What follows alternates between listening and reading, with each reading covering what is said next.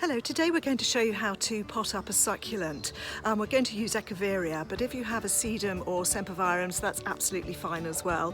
So we'll head over to John, and he's also going to give you a little bit of the aftercare too. Hello, I'm Melanie, one half of John Horsey Horticulture, where we teach you gardening skills like sowing seeds, pruning, taking cuttings, and much, much more. So if you enjoy learning those things, do consider subscribing to our channel. And if you do, don't forget to press the notification bell, which will just let you know every time we upload a new video. Today we're going to be looking at potting up succulent plants. Succulent plants, things like Echeverium, but you could also use sempervivum. Generally those plants which have got a bit fleshy leaves.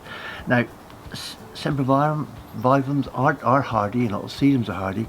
Echeverias are a little bit on the can be on the tender side, so it's a very good idea to bring them indoors and pot them on. So these I've taken out of the ground in the garden. They've actually lost a bit of root. There's still some root there, but they do need tidying up and they need growing on. So what I'm going to do is just go along the bottom, taking off these old leaves, fleshy leaves, and what I'm doing is I'm taking away any sort of dead material in there. I'm giving the roots a chance to show up. Just gently twist it to one side, and they usually come away quite easily. There we are, and now I've got a nice little root stock there. It's plenty of roots on it, and I'm going to just pot that up. Now, when you come to potting up all these succulents, especially Echeverias, the one thing really more important than anything else is drainage. They'll rarely die from drought, but they will often die from drowning, sorry. So what we're going to do is, I've got my John and his compost here as usual, but I'm going to add some coarse grit to this. This is grit which is sometimes good horticultural grit, but it's got a lot of sand, it's got a lot of variable size sand particles. So I'm going to mix that in there and give me a nice, really well drained compost in which to grow my plants. So here we are, we've got that really well drained, and that's ready to go. Here's the nice pot I've got. Now really it's quite useful to get something to go in the bottom. So there's a hole, obviously the drainage hole in the bottom. I'm just going to put a piece of there's a piece of slate here over there to cover that one. I then put a little bit of grit around there to make sure that all the water as it drains down goes down into that hole but doesn't fall through.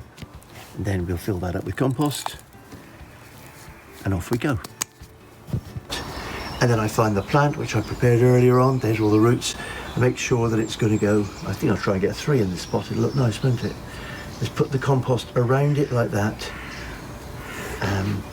to make sure it doesn't go up. I don't want the compost going up amongst the leaves because that will encourage it to rot, but that will help it to grow quite nicely.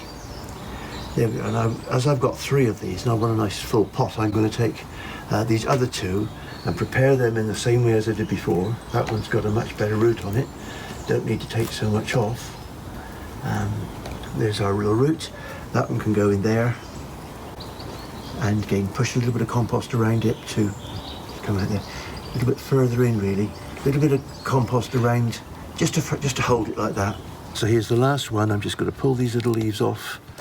In the pot they go out of the way, and make sure you get them all. That one's only broken off halfway along. I'll make sure I get all the bit out. And there, and there, and there. And there's your little root. It's quite tight, but it will be possible now to put that just in on the top there. Just poke your finger in to get around it, and there I've got a nice little pot of succulents. Now, if you can get it in without getting any damage done, a little bit of grit in around them helps drainage and also makes them look much more attractive, doesn't it? So there we are, and there's our little succulent potted up. Make sure you don't get any, see that bit's falling in the middle. Make sure you don't get any falling in the middle. Get any rubbish out like that. Now I'm going to give that a gentle watering, and then I will leave it to dry right out. You know, often these Echeverias are quite happy to be dry right through the winter. They're used to that in their native conditions, and they can withstand the cold much better, of course, if they're dry.